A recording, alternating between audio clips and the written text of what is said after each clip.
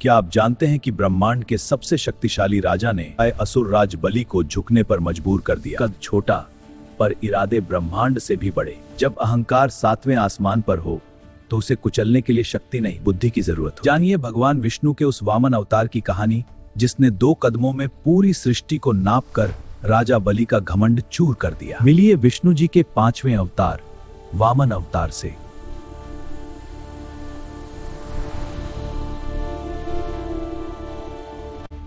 महान राजा बलि, जो भक्त प्रहलाद के पौत्र थे, एक पराक्रमी और धर्मपरायण असुर राजा थे।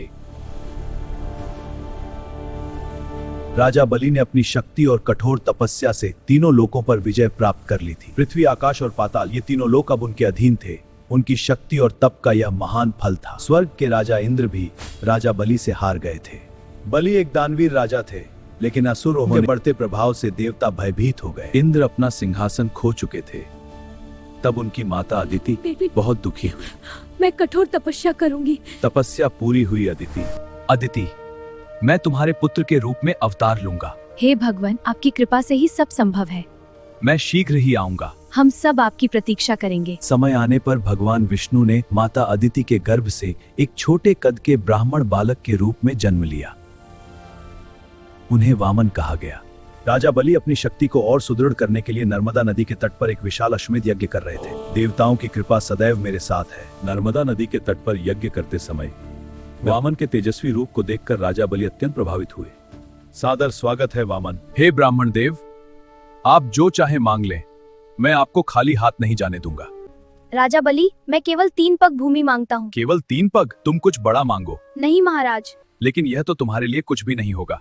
कुछ और मांग लो। यही इच्छा है। लेकिन तुम कुछ बड़ा क्यों नहीं मांगते? मैं तुम्हें बहुत कुछ दे सकता हूँ। नर्मदा तट पर गुरु शुक्राचार्य समझ गए थे कि यह वामन कोई साधारण बालक नहीं, स्वयं भगवान विष्णु है।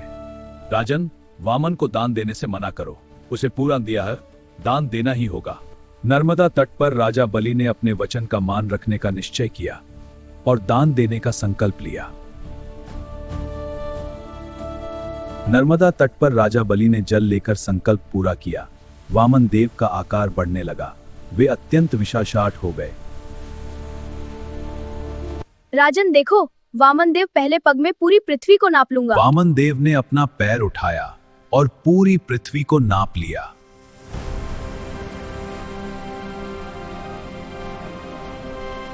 दूसरे पग में उन्होंने आकाश और देवलोक को नाप लिया।